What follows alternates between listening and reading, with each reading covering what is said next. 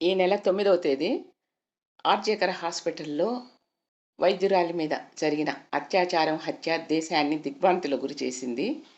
ఈ కేసుని సుమోటోగా అత్యున్నత న్యాయస్థానం స్వీకరించి ఈ నెల 20వ తేదీ విచారణ చేపట్టనుంది. ఆర్జేకర్ హాస్పిటల్లో ట్రైనీ డాక్టర్గా పనిచేస్తున్న ఒక వైద్యురాలి మీద డ్యూటీలో ఉండగానే ఇలా అత్యాచారం చేసి హత్య చేశారంటే నిజంగా కూడా మహిళలకి భద్రత ఎక్కడుంది? అసలు మహిళలు ఏ వయసు వాళ్ళకైనా కూడా భద్రత అనేది మన దేశంలో చాలా తక్కువ. ఇటువంటి సంఘటనలు జరిగినప్పుడు అందరూ స్పందిస్తున్నారు. కొద్ది రోజుల తర్వాత కనుమరుగైపోతుంది, మళ్ళీ క్షరామామూలే. ఏ రోజు పేపర్ తెరిచినా కూడా ఎక్కడో ఒక చోట 3 ఏళ్ల పిల్ల కానీ 3 రోజుల బిడ్డ కానీ ఎవరైనా సరే ఏదో ఒక సంఘటనలో బలైపోతుంటారు. దీనికి అంతం ఎక్కడ? ఇది వైద్యుల సమస్య కాకుండా దేశంలో ప్రతి మహిళ కూడా తన సొంత సమస్యగా దీన్ని భావించి దీని పరిష్కారం వెంటనే ప్రభుత్వం మనకి చట్టాల రూపంలో వెంటనే శిక్షణ అమలుపరిచేటట్టు జరిగేదాకా ప్రతి ఒక్కరూ పోరాడాలి. ప్రతి ఒక్కరు కూడా ఈ సమస్యని తాత్కాలికంగా కాకుండా శాశ్వత పరిష్కారం వచ్చేటట్టు పోరాడండి. సునీత సేవా సంస్థ తరఫున నిరసన తెలుపుతున్నాము. ఆమె మృతికి 2 నిమిషాలు మౌనం పాటించాము. ఇది ఈ రోజుది కాదు, నిర్భయ హత్య జరిగింది. నిర్భయ హత్య అనంతరం దేశమంతా కూడా నిరసనలు వెల్లువెత్తాయి. నిర్భయ ఘటన తర్వాత ప్రతిరోజు కూడా దేశంలో ఎక్కడో ఒక చోట ఇటువంటి సంఘటనలు పునరావృతం అవుతున్నాయి. కానీ వెలుగులోకి వచ్చేవి చాలా కొన్ని. నిర్భయ కానీ ఒక దిశ కానీ ఏదైనా కూడా కొన్ని మాత్రమే వెలుగులోకి వస్తున్నాయి. ఇదివరకు అత్యాచారాల వరకే చేసేవాళ్ళు, ఇప్పుడు అత్యాచారం చేసి ఆ నిజాలేడ బయటకు వచ్చి శిక్షలు పడతాయని హత్యలు చేస్తున్నారు. ఇది సభ్య సమాజం సిగ్గుతో తల ఉంచుకోవాల్సిన విషయము. మనము ఆడపిల్లల కనాలంటేనే భయపడుతున్నాము. ఎందువల్లంటే ఆడబిడ్డ అంటేనే భద్రత లేకుండా పోతుంది. ఈ అభద్రతా భావం వల్ల మనం ఆడపిల్లలకి జన్మనిచ్చే దిశగా కూడా మనం ఏ మహిళ కూడా ముందని చేయడం లేదు.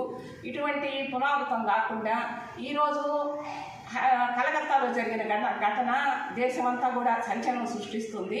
ఇది కొంతకాలమే తాత్కాలికంగా అయిపోయిన తర్వాత ఒక 6 నెలల తర్వాత మరుగున పడిపోతుంది. అంతెందుకు మన ఊర్లో ఎన్ని సంఘటనలు జరగడం లేదు. గత సంవత్సరంలో గొంతు కోసి నిలవని చంపేశాడు డిగ్రీ చదివే బిడ్డని. అటువంటి అమ్మాయిని చంపిన అతనే దర్జాగా బయట తిరుగుతుంటాడు. కానీ ఆ అమ్మాయిని పోగొట్టుకున్న తల్లిదండ్రుల బాధ ఎవరికి అర్థం అవుద్ది? కొంచెం ఆలోచించండి. ఒక బిడ్డను పోగొట్టుకున్న తర్వాత తల్లిదండ్రులకి జీవితకాలం ఆ బిడ్డ పోయిందనే బాధతోటి వాళ్ళు ఎంత నరకం అనుభవిస్తారు. కానీ తప్పు చేసి ఆ బిడ్డని చంపినవాడు మాత్రం ఏంటంటే 3వ రోజే బయట వచ్చేస్తూ ఉన్నాడు. ఇదంతా ఎందువల్ల? అసలు భయం అనేది లేదు. భయం అనేది కానీ మనం కలిగించగలిగామంటే ఇటువంటి సంఘటనలు జరగవు. వీటికి చట్టాలు పటిష్టంగా రావాలి. చట్టాలు గవర్నమెంటు నిర్భయ తర్వాత చాలా కఠినంగా చేసింది. పోక్సో చట్టం తెచ్చింది, పాక్సా కోర్టు పెట్టింది. ఇన్ని పెట్టినా కూడా ఇవి మళ్ళీ జరుగుతున్నాయంటే ఒక్కటే, ఇది శిక్ష వెంటనే అమలు పరిచేటట్టు పటిష్టంగా కఠినంగా చట్టాలు రావాలి.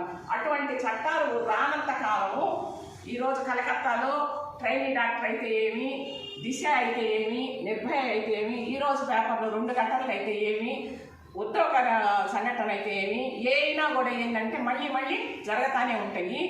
ఈ ఘటన జరిగింది, మనం క్యాండిల్స్తో నిరసన తెలిపాము, మౌనం పాటించాము, లేదంటే ర్యాలీలు చేసాము, ఇది తాత్కాలికం అయిపోతుంది. మళ్ళీ ఇంకొక ఘటన జరుగుతుంది.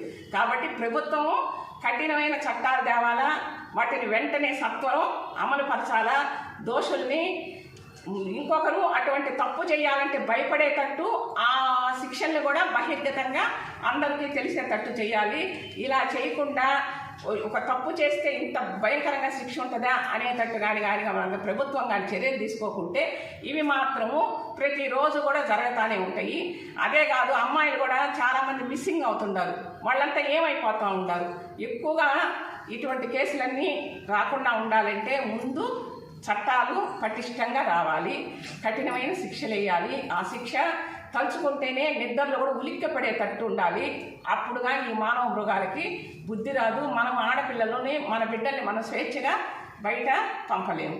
ప్రతి మహిళ కూడా ఇటువంటి సమస్యలకి శాశ్వత పరిష్కారం కోసం అందరం కలిసి పోరాడుదాం.